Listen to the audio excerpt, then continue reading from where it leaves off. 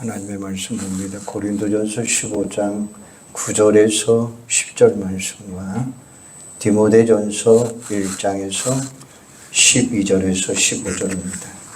고린도전서 15장 9절에서 10절, 디모데전서 1장 12절에서 15절입니다. 먼저 고린도전서 15장 9절에서 10절입니다. 한번 같이 한번 읽겠습니다. 나는 사도 중에 가장 작은 자라. 나는 하나님의 교회를 박해하였으므로 사도라 칭함 받기를 감당하지 못할지니라. 그러나 내가 나된 것은 하나님의 은혜로 된 것이니 내게 주신 그 은혜가 헛되지 아니하여 내가 모든 사도보다 더 많이 수고하였으나 내가 한 것이 아니요 오직 나와 함께 하신 하나님의 은혜라. 아멘. 디모데전서 1장 12절에서 15절입니다. 나를 능하게 하신 그리스도 예수 우리 구주께 내가 감사함은 나를 충성되이 여겨 내게 주신 직분을 맡기심이니 내가 전에는 비방자요 박해자요 폭행자였으나 도리어 긍휼을 입은 것은 내가 믿지 아니할 때에 알지 못하고 행하였음이라. 우리 주 은혜가 그리스도 예수 안에 있는 믿음과 사랑과 함께 넘치도록 풍성하였느니라. 그러므로 못 보던 사람이 받을 만한 이 말이요 그리스도 예수께서 죄인을 구원하시려고 세상에 임하셨다 하였도다. 죄인 중에 내가 괴순이라. 아멘. 아침에 잠깐 벼락 아니면 벼락이 맞아가지고 우리 교회 제 머리 위에 있는 전등이 지금 안 나오고 스피커에 좀 노이즈가 많이 생겨났어요. 노이즈가 좀 생겼고 사택에는 텔레비가 안 나오고 텔레비전이 맞은 것 같고 셋톱박스가 맞아 2개가 맞은 것 같아요. 나머지는 다 이상이 없는데 사택은 TV하고 그 다음에 셋톱박스가 그 벼락을 맞을 것 같고 교회는 이외에 있는 거하고 스피커하고 좀 문제가 있는 것 같아요. 한번 다 검사를 한번 해봐야 될 것 같습니다. 그래서 컴퓨터나 그 다음에 복사기는 문제가 없는데 2가지가 문제가 있는 것 같아요. 조금만 하나 잠깐 한 것이 이렇게 엄청난 피해를 입은 것 같아요. 고대 신학자 어거스틴의 이야기입니다. 그는 기독교 역사상 가장 위대한 신학자요, 가장 위대한 상담가입니다.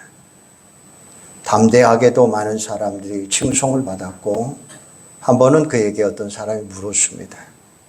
당신은 어떻게 이렇게 훌륭한 사람이 될 수 있습니까? 라고 이야기했어요. 그때 만약 하나님께서 다른 사람에게 나에게 베푸신 은혜만큼 주셨다면 아마 그들은 나보다 훨씬 더 훌륭했을 겁니다. 라고 고백을 한 것을 볼 수가 있습니다.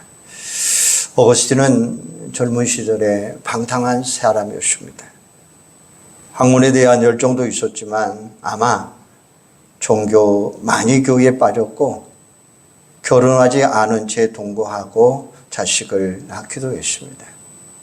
그러나 어머니 모니카가 눈물로 기도했던 것으로 유명한 사람입니다. 어머니의 그 눈물 기도 덕분에 어거스틴은 자신의 죄를 깨닫고 극적으로 회심을 하게 됩니다. 전적인 하나님의 은혜였고 그는 평생 동안 그 은혜에 감사하면서 살아갔어요. 그는 한마디로 말해서 은혜로 뭉쳐진 사람입니다. 눈으로 뭉쳐진 사람을 눈사람이라고 하면 은혜로 뭉쳐진 사람은 은혜로 뭉쳐진 은혜의 사람이다 라고 말할 수 있어요. 그러니까 어거스틴은 은혜의 사람이에요. 오늘 본문에 보니까 사도 바울은 그러나 내가 나된 것은 하나님의 은혜로 된 것이니 사도 바울이나 어거스틴만 은혜의 사람이 아니에요. 모든 인간, 특별히 우리 모든 성도가 하나님의 은혜로운 사람이 된 줄로 믿습니다. 오늘 맥주 감사절을 통해서 다시 한번 점검해 보시기를 바랍니다. 구약 이스라엘은 농경지대에 이모작을 했는데 상반기 추수라고 감사절을 지켰고 하반기에 또 한 번 추수 감사절을 지켰어요. 상반기 감사절은 맥주절이고 하반기 감사는 추수 감사절 수장절로 지켰어요. 오늘날 우리는 농사를 짓고 살지만 다양한 방식으로 하나님이 우리에게 주시는 은혜, 축복으로 누리며 살아가고 있습니다. 그것을 기억하며 구약 성경의 전통을 이어받아 맥주 감사주일 그리고 후반기에 추수 감사절기를 우리가 지키고 있는 거죠. 오늘 말씀을 통해서 우리 각자 은혜의 사람임을 확신하고 그 은혜에 감사할 수 있는 여러분들이 되기를 바랍니다. 은혜 알고 감사할 때 신앙생활 제대로 할 수 있고 비로소 행복한 사람이라고 고백할 수 있는 거예요. 마치 눈덩이가 더 크게 뭉쳐지듯이 갈수록 더 풍성한 은혜를 누리며 승리로운 삶을 우리가 살아갈 수 있게 되는 거예요.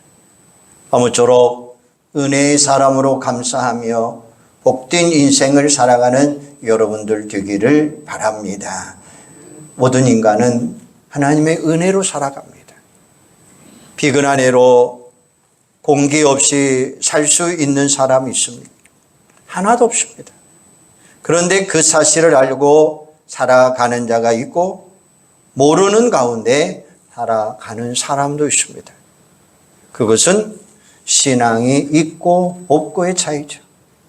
다행히 여러분은 신앙이 있어서 하나님의 은혜를 알 거예요. 은혜는 크게 두 종류입니다. 일반 은혜, 특별 은혜입니다. 일반 은혜는 신자든 불신자든 모든 사람들에게 공통적으로 주는 은혜예요. 특별 은혜는 오직 예수 십자가의 복음을 믿는 성도들에게만 주시는 은혜입니다. 이렇게 이해하시면 됩니다. 인터넷을 사용할 때에 와이파이가 있어야 접속을 하고 사이트 안에 있는 콘텐츠를 활용할 수 있습니다. 그런데 와이파이에 연결할 때 두 가지 방법이 있습니다. 하나는 아무런 제한 없이 연결할 수 있습니다. 또 하나는 암호를 써서 연결을 해야 되죠. 일반 은혜는 와이파이에 아무나 그냥 연결하는 것에 해당됩니다. 반면에 특별 은혜는 암호를 써놓고 연결하는 것처럼 오직 신자에게, 성도에게 주어지는 은혜다라는 거예요. 예수님이 일반 은혜를 이렇게 설명해 주셨어요. 원수를 저주하지 말고 축복하라고 말씀하신 내용입니다. 마태복음 5장 45절에 보면 하늘에 계신 너희 아버지의 아들이 되리니 이는 하나님이 그 해를 악인과 선인에게 비추시며 비를 의로운 자와 불의한 자에게 내리심이라 라고 말씀하셔요. 하나님은 햇빛과 비를 신자든 불신자든 가리지 아니하고 주시는데 이게 일반 은혜입니다. 하나님이 창조주로서 모든 피조물이 생존할 수 있도록 베풀어 주시는 은혜. 가만히 생각해 보면 우리가 소유하고 누리는 모든 것이 다 하나님의 은혜예요.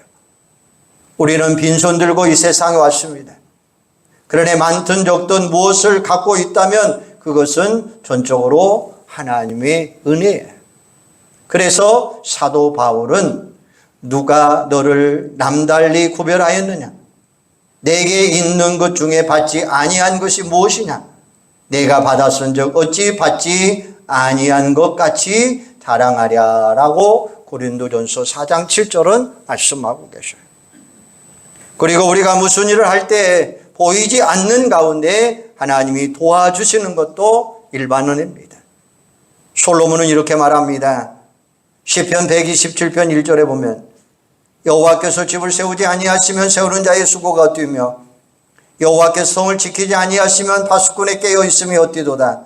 너희가 일찍 일어나고 늦게 누우며 수고의 떡을 먹음이 헛되도다 라고 말씀하셔요. 인생 만사, 세상 만사가 인간의 재능이나 노력으로만 되어지는 것이 아니라는 거죠. 보이지 않는 가운데 하나님이 도우시는 은혜가 없으면 모든 것은 허사라는 것입니다. 특별은혜는 주로 구원에 관련된 신령한 은혜예요. 모든 인간은 죄인입니다. 스스로 죄와 사망에서 헤어나올 수 없습니다. 그래서 예수님의 대속을 통해서 믿는 자들의 죄를 사하시고 영원한 사망에서 우리를 구원해 주시는 것입니다. 그래서 로마서 6장 23절에 보면 죄의 삭은 사망이요 하나님의 은사는 그리스도 예수 우리 주 안에 있는 영생이니라 라고 말씀하셔요. 영생은 예수님 안에 들어온 사람, 즉 믿는 신자들에게 제한해서 주시는 특별한 은혜다는 거예요.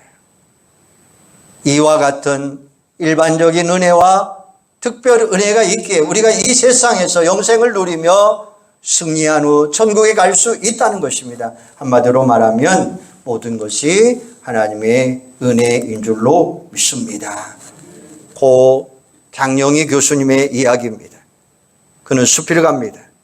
그가 남긴 책은 살아온 기적, 살아갈 기적이라고 하는 책이에요. 2009년에 출간을 했는데 그는 많은 사람들에게 많은 것을 남겼습니다. 그는 소아마비 장애인으로서 어렵사리 유학을 마치고 귀국해서 모교인 서강대에서 문헌 활동을 했습니다. 그러던 중에 암에 걸려 투병 생활하다가 그냥 소천하고 말았습니다. 투병 중에도 계속 수필을 썼는데 소소한 일생의 이야기를 쓰면서 모든 기적을 이야기하면서 그가 수필집을 냈는데 살아온 기적, 살아갈 기적이라고 하는 말씀이에요. 정말 그렇습니다. 우리가 험한 세상에 태어나서 지금까지 살아간 것이 모두 다 하나님의 은혜라는 거예요. 앞으로 살아갈 것도 하나님의 은혜가 없으면 모든 것은 불가능합니다. 불신자는 이런 사실도 모르고 살아갑니다. 그러니까 감사할 줄 모르고 불평을 늘어놓는 거예요. 그리고 불평하면 불행해집니다. 그러나 성도는 은혜를 알기에 우리는 감사하면서 살아가야 돼요. 그리고 감사하면 행복해지는 거예요. 서양 속담에 이런 말이 있습니다. 행복은 언제나 감사의 문으로 들어왔다가 불행의 문으로 나간다라고 이야기했어요. 그러니까 불행하지 않도록 하나님의 은혜를 기억하며 살아가시기를 바랍니다. 신앙이 성숙할수록 감사도 많아져요. 신앙이 미성숙하면 감사하는 마음이 생겼다가도 금세 사라져버리고 불평하는 삶을 살아요. 여러분, 과연 신앙이 좋은 게 무엇입니까? 여러 가지로 설명할 수 있지만 그 중에 한 가지, 바로 하나님의 은혜를 아는 거예요. 신앙이 성숙하면 성숙할수록 하나님의 은혜가 깊은 삶을 사셔야 돼요. 사도 바울의 경우를 보세요. 신앙이 점점 성숙할수록 하나님의 은혜를 더 깊이 알아가고 더 깊이 겸손해졌다는 거예요. 그는 과거의 특권의식과 엘리트의식으로 충만했어요. 그런데 예수를 만난 후에 하나님 앞에서 자신의 존재를 인식하게 됩니다. 그래서 자신을 뭐라고 이야기합니까? 고린도전서 15장 8절에 보면 맨 나중에 만삭되지 못하여 난 자 같은 내게도 보이셨느니라. 나는 사도 중에 가장 작은 자라. 나는 하나님의 교의를 박해하였으므로 사도라 칭함받기를 감당하지 못할지니라 라고 이야기해요. 자신은 스스로 만삭되지 못해서 태어난 못난이고 사도 중에서 가장 작은 자라고 밝히고 있어요. 흥미롭게도 세월이 가고 신앙이 성숙해질수록 그는 하나님의 은혜를 더 깊이 깨닫고 더 깊은 겸손함 속에서 살아갔다는 거예요. 사도 바울은 연대별로 놓고 비교해 보면 고린도전서 AD 55년경에 기록했고 에베소서는 그보다 5년 후에 기록했습니다. 거기서 자신을 또한 뭐라고 고백합니까? 에베소 3장 8절에 보면 모든 성도 중에 지극히 작은 자보다 더 작은 나에게 이 은혜를 주셨다라고 이야기했어요. 이번에는 성도들 중에 작은 자라는 거예요. 디모데전서는 에베소보다 5년 후에 기록이 되었는데 그 5년 후에는 또 뭐라고 이야기했느냐? 디모데전서 1장 15절에 보면 미쁘다 모든 사람이 받을 만한 이 말이요 그리스도 예수께서 죄인을 구원하시려고 세상에 임하셨다 하였도다 죄인 중에 내가 귀순이라 라고 이야기해요. 객관적으로는 신앙의 연조가 깊어졌고 더 성숙해졌는데 오히려 자신을 낮추고 겸손한 모습이에요. 그의 이름에서도 알 수 있습니다. 본래 이름은 사울입니다. 큰 자입니다. 그런데 바울은 작은 자라라는 뜻이에요. 예수를 만나기 전에는 자기가 최고였습니다. 기고만장했습니다. 예수를 만나 회심한 후에는 주제 파악한 거죠. 세월이 가면 갈수록 신앙이 성숙해지고 하나님 앞에 더 가까이 나갈수록 자신이 얼마나 추한 존재인가, 하나님의 은혜가 얼마나 크고 놀라운가를 깨닫게 되었다는 것입니다. 마치 이런 겁니다. 자식이 부모님의 은혜를 언제 합니까? 철이 들어야 합니다.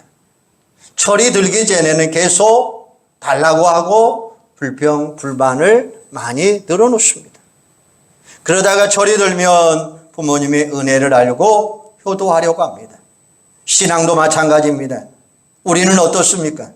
세월이 가면 갈수록 하나님의 은혜가 더 크게 느껴지십니까? 아니면 성숙한 신앙의 모습으로 살아가고 있습니까? 그러므로 갈수록 하나님의 은혜를 깊이 깨닫고 감사하는 여러분들이 되시기를 바랍니다. 그래서 행복하고 더 풍성한 은혜 가운데 승리하는 여러분들이 되기를 바랍니다. 하나님의 은혜를 알게 되면 저절로 감사하는 자가 돼요.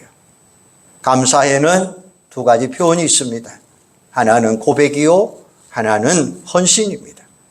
그러면 먼저 고백을 한번 보십시다. 사도 바울은 기회가 있을 때마다 감사를 고백했어요. 본문에서도 그랬죠. 내가 나 된 것은 하나님의 은혜로 된 것이니.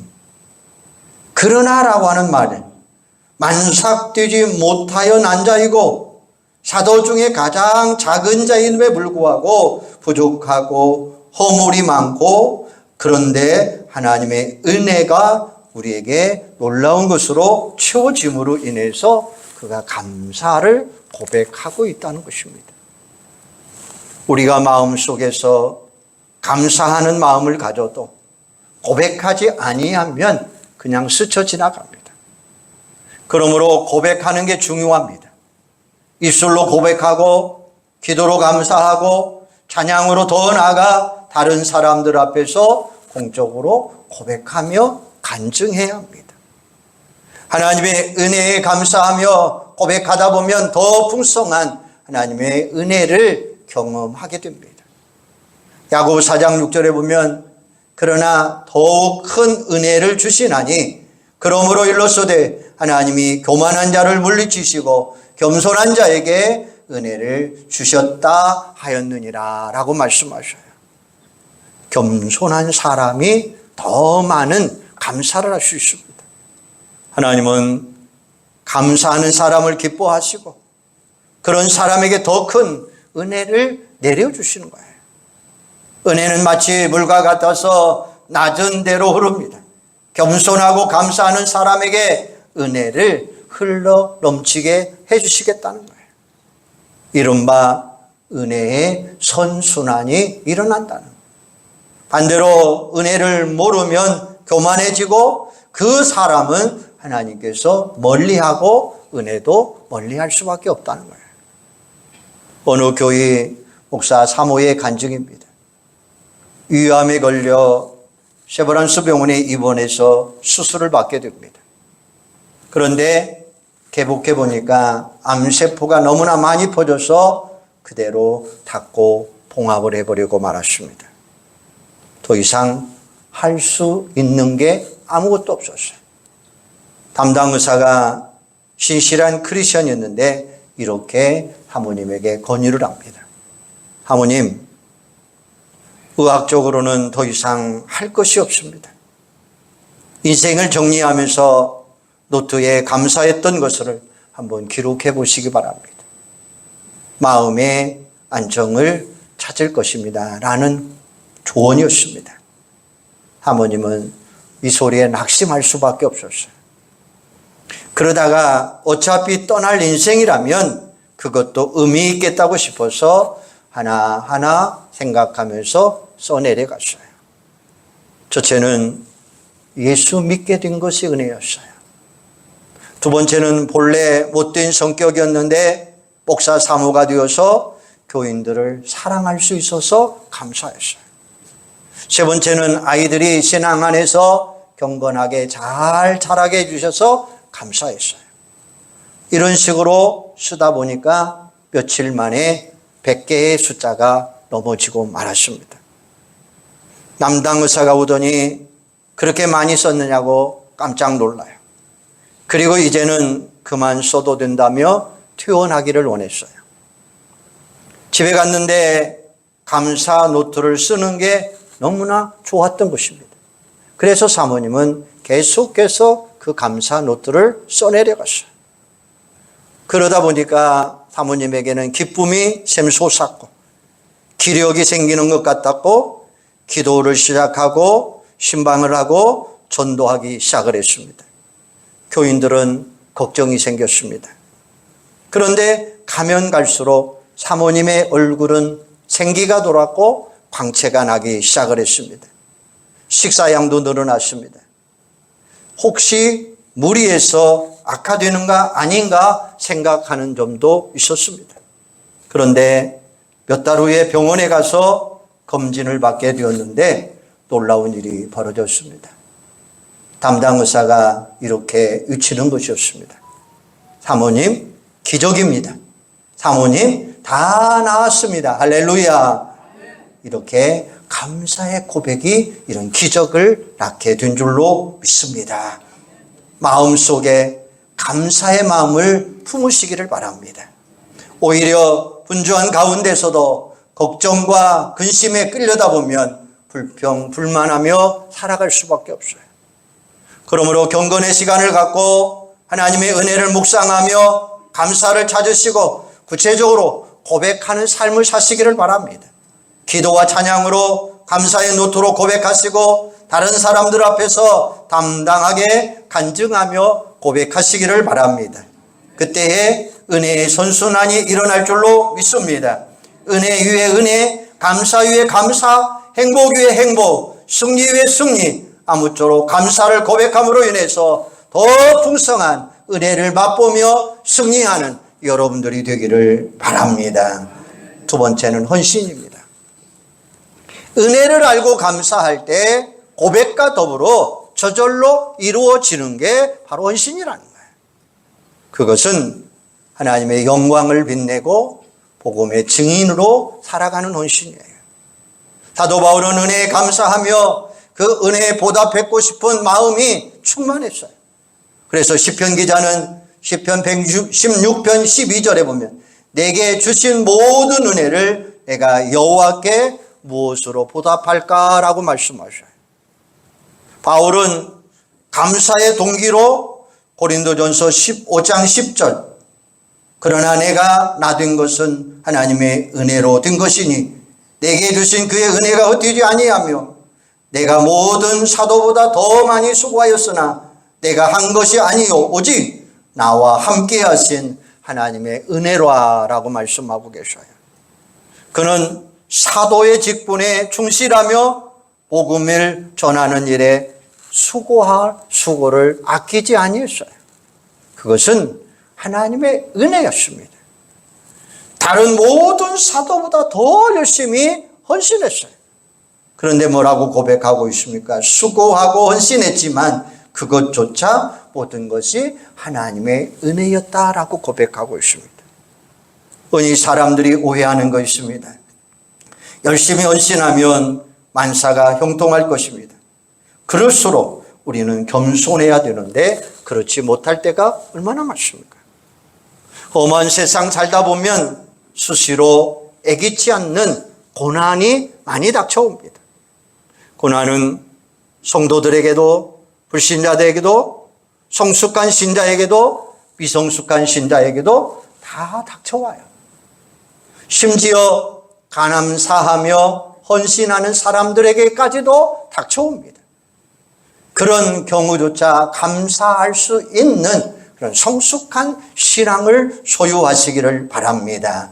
형통할 때도 감사하고 고난당할 때도 감사하고 고통이 있고 어려움이 있고 고난이 있는 그 순간순간에도 우리는 하나님 앞에 헌신할 수 있는 진짜 성도들이 되시기를 바랍니다.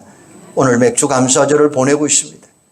혹시라도 분주한 삶 가운데 감사의 제목을 잃어버렸다면 잠잠히 하나님의 은혜를 묵상하시고 감사를 고백하는 여러분들이 꼭 되시기를 바랍니다. 사도 바울처럼 은혜와 사랑임을 명심하시고 날마다 하나님의 은혜를 묵상하시고 감사를 고백하고 감사로 헌신하고 아름답게 살아가는 여러분들이 되기를 바랍니다. 그래서 은혜 위에 은혜의 선순환 가운데 행복하고 아름다운 삶으로 승리하는 사랑하는 여러분들이 되기를 주님의 이름으로 축원합니다. 기도하겠습니다. 하나님, 은혜와 사랑을 감사합니다. 우리에게는 성숙하든 비성숙하든 어떤 일들이 닥쳐오면 불행한 일들로 생각해버리고 좌절할 때가 얼마나 많습니까? 그러나 우리는 성숙한 신앙인, 고난, 고통, 어려움이 있을 때마다 진짜 감사할 수 있는 성도들이 되도록 주여 도와 주시옵소서. 사도 바울처럼 나의 나된 것은 하나님의 은혜라고 이야기했습니다. 우리는 감사를 고백하고 감사로 헌신하는 저희들이 되도록 함께하여 주시옵소서. 예수님의 이름으로 기도하옵나이다. 아멘.